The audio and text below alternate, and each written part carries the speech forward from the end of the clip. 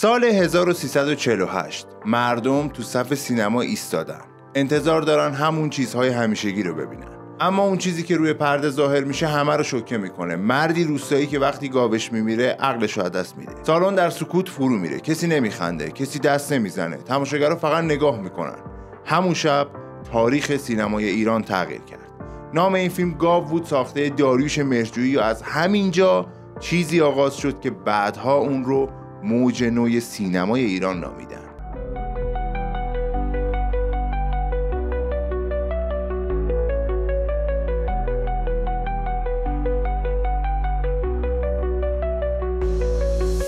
برای درک اهمیت موج نو باید چند سال به عقب برگردیم. سینمای ایران تو دهه‌های 30 و 40 بیشتر به چیزی شبیه بود که بعدها فیلم فارسی لقب گرفت. فیلم فارسی ها معمولا ساده و قابل پیش بینی بودن. پسر قهرمان، دختر مظلوم، یه ضد قهرمان کلیشه‌ای، کمی آواز، کمی کمدی و در نهایت یک پایان خوش. فیلم ها گاهی سرگرم کننده بودن اما واقعیت جامعه در اونها جایی نداشت. اما خب اون زمان جامعه ایران در حال تغییر بود. از یه طرف شهرنشینی و مهاجرت گسترده به تهران، از طرف دیگه فقر و فاصله طبقاتی. جوانایی که توی دانشگاه نیما یوشیج میخوندن و با آثار صادق هدایت آشنا میشدن. این نسل تازه دیگه نمیتونست با قصه های سطحی فیلم فارسی ارتباط بگیره. اونا دنبال سینمایی بودن که جدی‌تر و واقعی‌تر باشه. این آتش زمینه تولد موج نو رو فراهم کرد. سال 1348 دو فیلم مهم ساخته شد، به شکلی متفاوت اما با یه هدف مشترک: تغییر دادن زبان سینمای ایران. فیلم اول گاو به کارگردانی داریوش مهرجویی که بر اساس داستان غلام حسین ساعدی ساخته شده. تو روستای دور افتاده مردی به نام مشحسن تنها دلخوشیش گاوشه که وقتی گاوش میمیره دچار جنون میشه و خودش رو گاو تصور میکنه.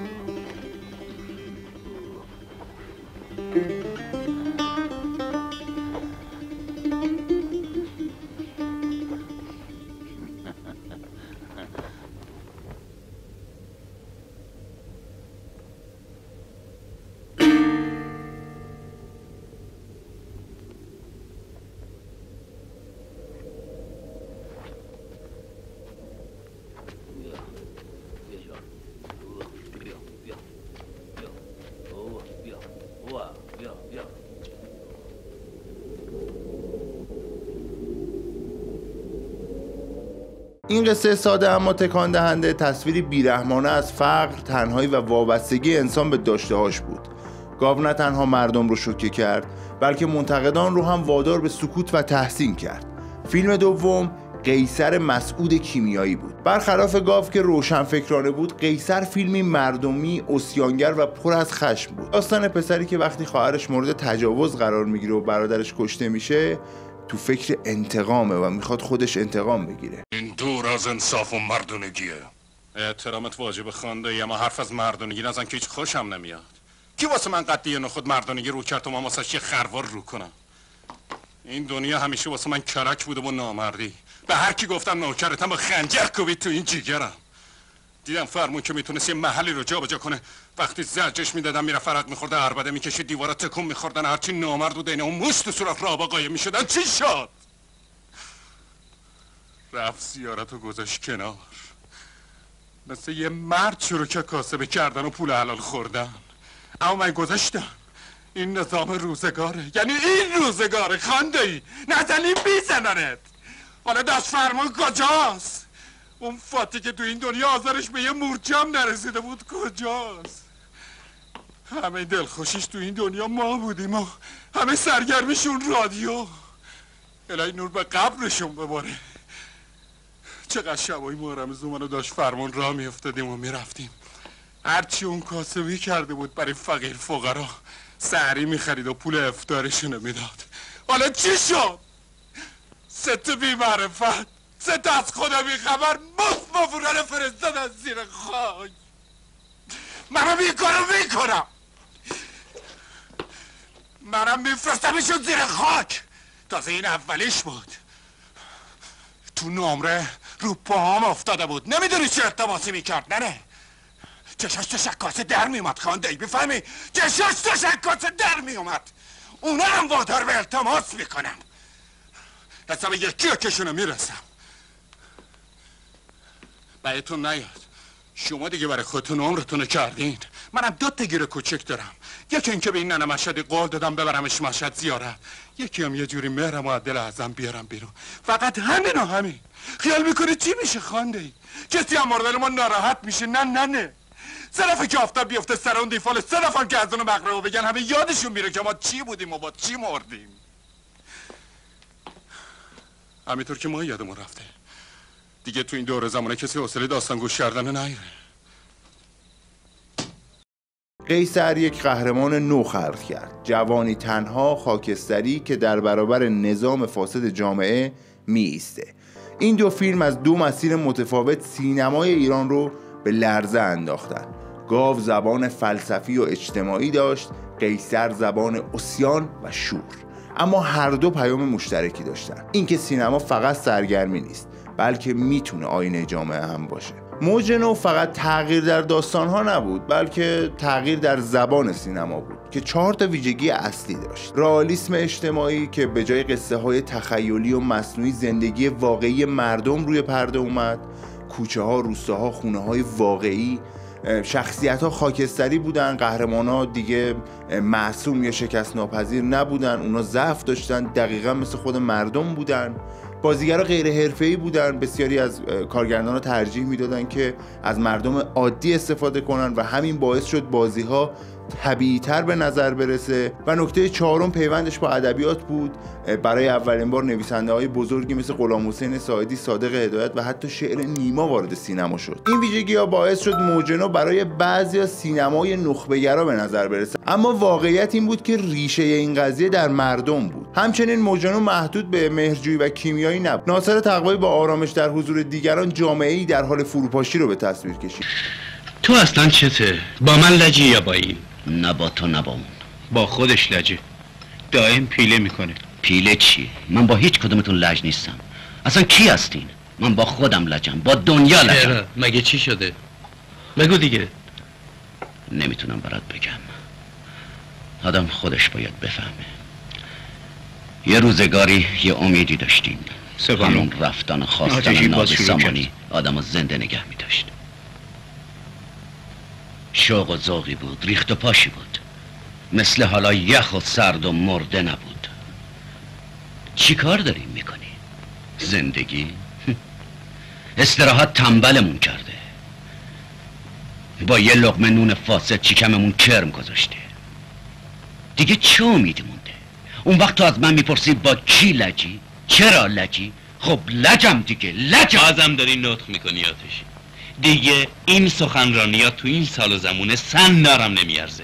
اصلا نمیدونم چرا آدم وقتی با یکی از شما هم میشینه همش همین حرفا رو پیش میکشین. دیگه حال آدم به هم میخوره. باید حالت به هم بخوره. اگه غیر از این بود دکتر خوب و جوون و چشم و چراغ مملکت و امید آینده بشریت نبودی. این همه جاده های ترقی و تعالی رو برای کیا آسفالت کردن؟ چرخهای مملکت باید به دست شماها بچرخه. دیگه داری پرت و پلا میگی، ازت ناامید شدم. تو حق داری. میدونی چرا؟ تو فرق من و خودتو خوب میدونی. تو یه تابلوی دکتری چسبوندی رو پیشونید. دکتر فلانلو متخصص گوش و چشم و حلق و بینی و امراض مقاربتی و 1000 کوفت و زهر مار دیگه. تو مخ خودتو به جای فکر با مای 3-4 هزار تومن حقوق پر کردی. تو پشت به کوه دادی. مطمئنی.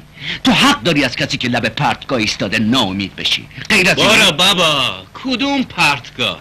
همچنین سهراب شهید ثالث با یک اتفاق ساده و طبیعت بیجان مینیمالیسم شاعرانه رو به سینمای ایران آورد.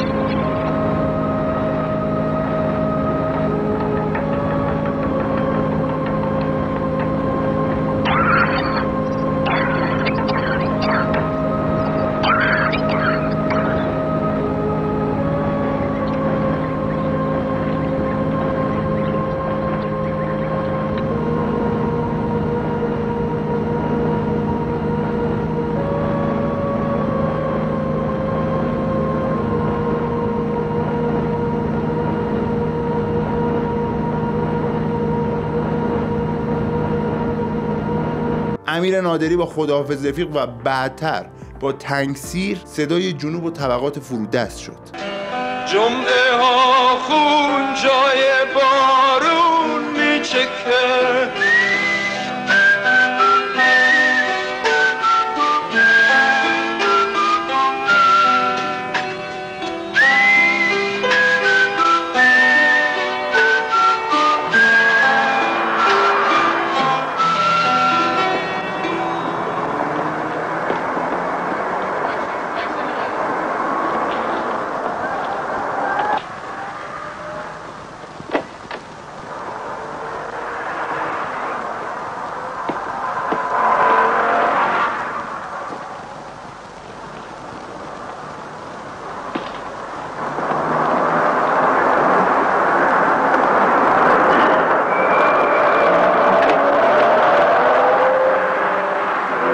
هر کدوم از اینا بخش تازه‌ای به سینمای ایران اضافه کردن.